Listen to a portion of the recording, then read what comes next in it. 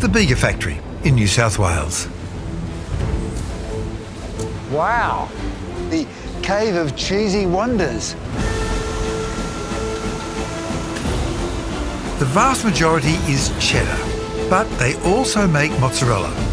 I'm going to find out what goes into making it all. No matter what the variety of cheese will be, the starting point is always the same: milk. Looks like the right place. This is our milk receival, where we receive all the milk from local farmers. How much milk is in that stainless steel container So there? that tanker will have 18,000 to 25,000 litres of milk. Manjit Randhawa is a lifelong dairy devotee, and he knows cheese making inside out. So when was that last in a cow, that milk in there? It'll be this morning. This morning? As early as this morning. How much cheese will I get out of that? The rule of thumb is 10%. So 100 tonnes of milk gives you 10 tonnes of cheese.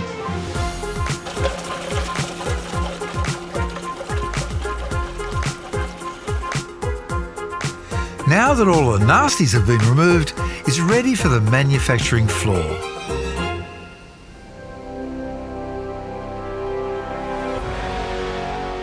Cheese is what you get when you let milk go off, but controlled not by the random noise of the universe, but by human control.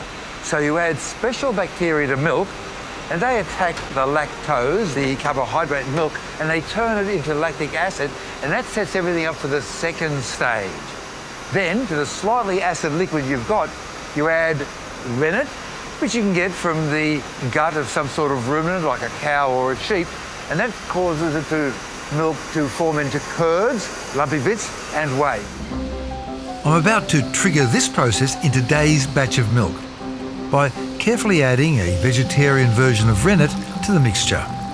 And this rennet will get sprayed across. Oh, is that a blue light? I should hit the button. Here we go. Oh my God. So it's going down. Yeah. So it's going into there. You just added rennet into a cheese vat. I'm making 2 tonnes of cheese right now. The pH of the mixture in the vats tells the team when it's ready for the next stage. That vat's ready to go, so we acknowledge that now. We've checked the pH and away it goes. Oh. So it's been pumped over to the Alphametic now. It's here, in a machine called the Alphomatic, that we get our first look at something recognisably cheesy. So these chips, what's been done to them since they left the big vat and were sort of like a wet, squishy curd? After draining off the whey, there'll be a mat of curd coming out into a series of belts in this machine. Then salt gets added, and then these are cut into specific size shapes. It's very different to the soup of milk, rennet and starter culture that I saw back in the vats. Why do you turn the curd into little things shaped like chips? Is that to make it easy to go to the next stage? Yeah, so it will assist us to suck that into the vacuum pipe, into our cheese towers. Inside the cheese towers, the curds are pressed together to form 20-kilo blocks. But this cheese isn't quite finished yet. It's got some maturing to do first.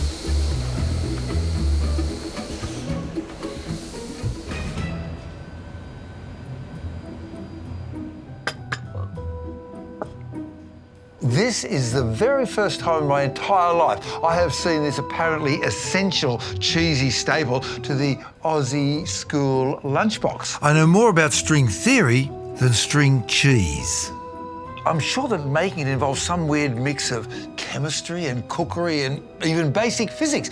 What exactly is this string cheese?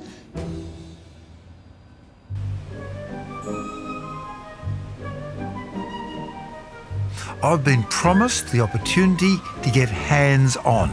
This cheese will be salted as well. Just like cheddar, mozzarella, which is the basis of string cheese, also needs to be salted. You would like to do some hand salting? Yeah.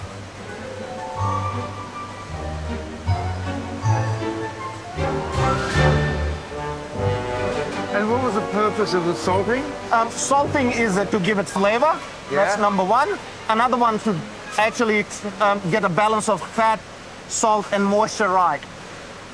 So the salt can draw the moisture Draw the out. moisture out. With this step complete, it's onto the scientific sorcery that will turn this into string cheese. Now, what's the difference between string cheese and the other sort you make, which is the cheddar cheese? And what is it that gives it the different properties? So one is starter culture. It's got a specific starter culture. But this cheese is further cooked and stretched to give it functionality. So the cooker heats it up to what temperature? 62 degrees. And does that do something to the protein? Yeah, so what happens? So it is giving that stringability. So that now, instead of being crumbly, they're stretchy. Once the chemistry has worked its magic, physics takes over, stretching and squishing the cheese to make it even stringier. So that's cooked up cheese getting stretched now.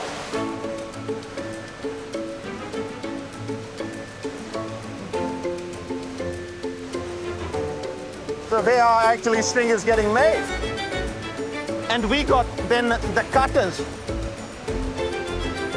So they're all chopping into the stick sizes. so fresh, all those little blades going chop, chop, chop, chop, chop, chop.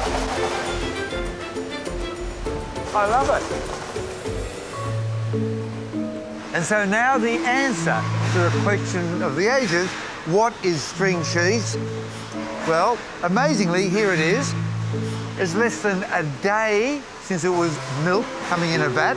It's been down a mozzarella rather than a cheddar pathway.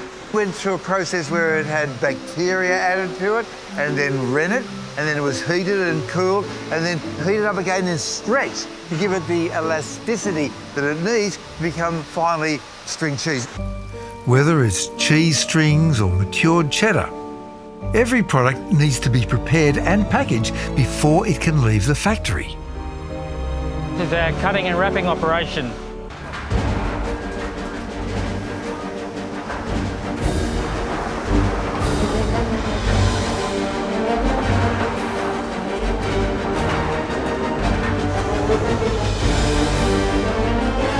Site manager Leon Garner oversees it all.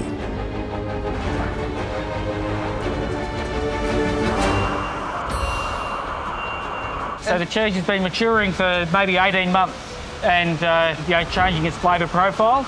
And then within 10 minutes, we've taken it from a 20 kilo block and made it into a consumer piece. How many tonnes per, say, week or month would you go through a So week? we're doing more than 1,000 tonnes a week. 1,000 tonnes a week, 50,000 tonne a year. 25 million slices a week. We're making slices here. Slices. Slices. That product, 3 times what it was 10 years ago. Has tripled in popularity over the last 10 years. Absolutely. 10 What's years. driving it? Why?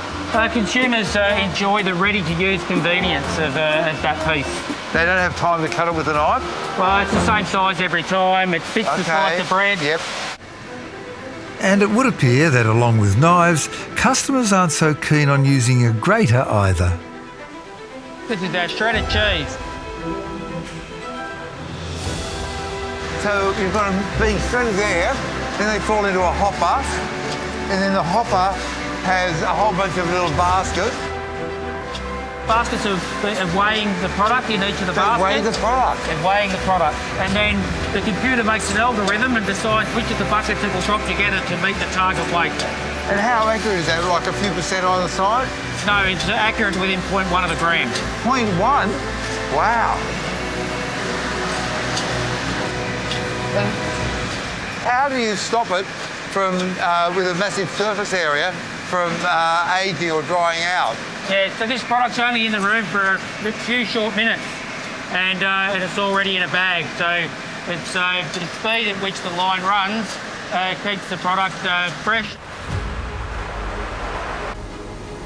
It'll join the rest of the 1,000 tonnes of cheese the factory wraps every week, before being packed up and sent off to fill supermarket shelves across the country.